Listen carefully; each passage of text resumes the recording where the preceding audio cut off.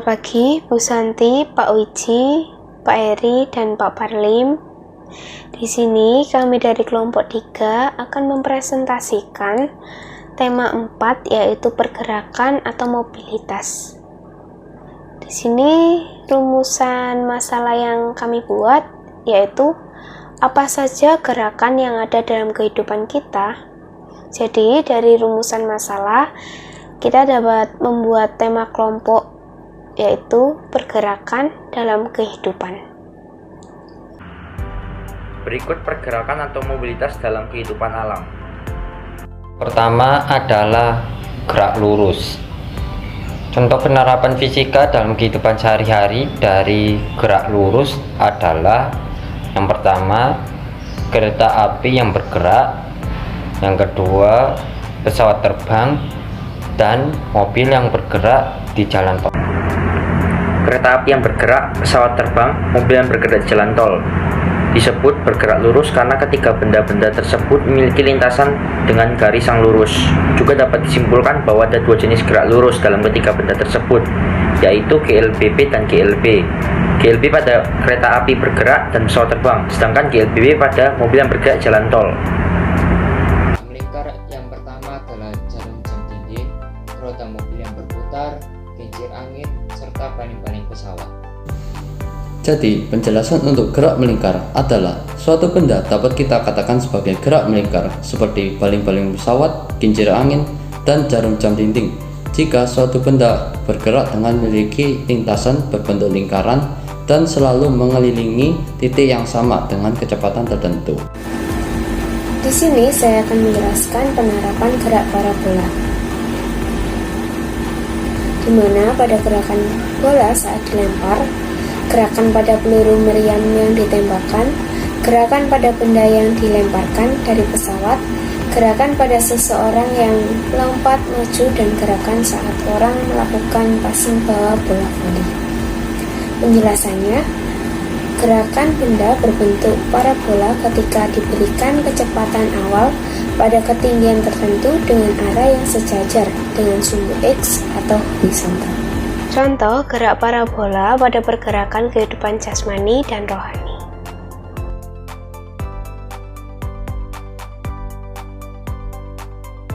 Di sini saya akan menjelaskan langkah-langkah passing atas dalam permainan bola voli. Yang pertama, berdiri seimbang dengan tumpuan dua kaki dan salah satu kaki di depan. Kedua, pandangan diarahkan pada bola dan badan sedikit condong ke depan. Ketiga, kedua tangan terbuka di atas dengan siku bengkok ke samping. Keempat, dorong bola ke atas dengan menggunakan pangkal jari-jari. Tangan diikuti dengan gerakan meluruskan kedua siku dan kedua lutut sehingga badan lurus.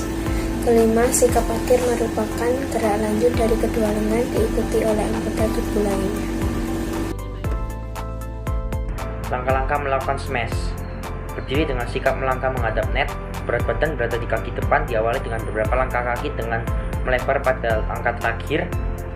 Kedua kaki menolak ke atas dengan menyesuaikan tinggi bola, diikuti dengan ayunan lengan ke depan atas untuk melakukan pukulan. Untuk mendapatkan hasil smash yang menukik harus dilakukan dengan memukul bola di bagian atas bola. Setelah melakukan pukulan, mendaratlah dengan kedua ujung telapak kaki diikuti dengan lutut yang ditentukan.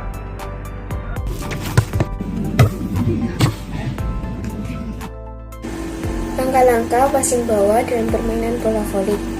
Pertama, berdiri seimbang dengan kedua kaki dibuka selebar bahu dan lutut sedikit ditekuk, serta badan agak condong ke depan. Kedua, kedua lengan dirapatkan dan lurus ke depan bawah. Ketiga, ayunkan kedua lengan secara bersama-sama lurus ke atas depan bersamaan dengan meluruskan kedua lutut. Keempat, perkenaan pada kedua tangan.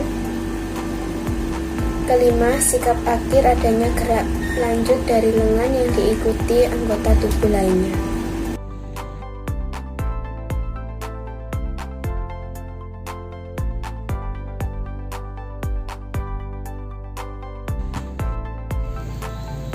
Berikut mobilitas atau pergerakan dalam kehidupan bernegara. Yang pertama, saya akan mendeskripsikan demokrasi. Demokrasi merupakan sistem pemerintahan dari rakyat, untuk rakyat, dan oleh rakyat. di mana setiap orang dapat mengambil bagian perihal keputusan yang akan mempengaruhi kehidupannya dalam bernegara. Secara epistemologis, demokrasi terdiri dari dua kata yang berasal dari bahasa Yunani, yaitu demos yang berarti rakyat atau penduduk suatu tempat, dan kratein atau kratos yang berarti kekuasaan atau kedaulatan. Jadi, secara bahasa Yunani, demos kratein atau demos kratos adalah keadaan negara di mana dalam sistem pemerintahannya kedaulatan berada di tangan rakyat. Kekuasaan tertinggi berada dalam keputusan rakyat, rakyat berkuasa, pemerintah rakyat dan oleh rakyat. Yang kedua, saya akan memberikan contoh pelaksanaan demokrasi dari pusat sampai masyarakat kecil, yaitu sekolah. Berikut adalah contoh demokrasi dari pusat secara tidak langsung.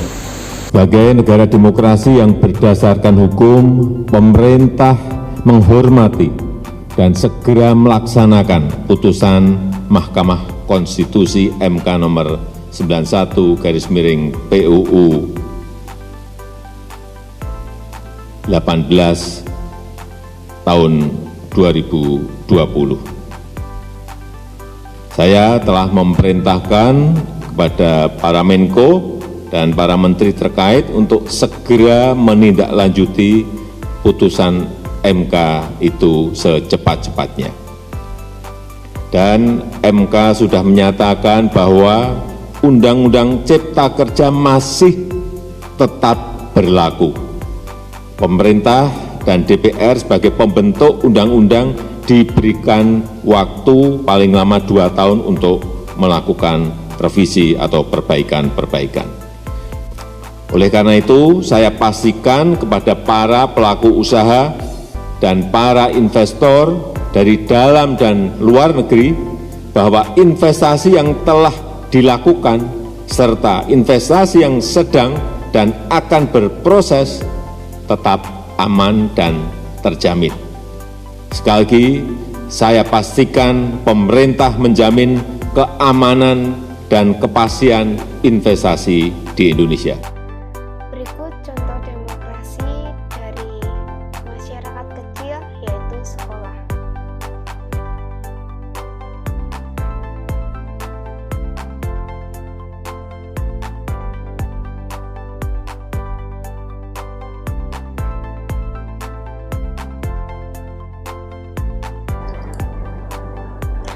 Berikut pergerakan atau mobilitas dalam seni kehidupan.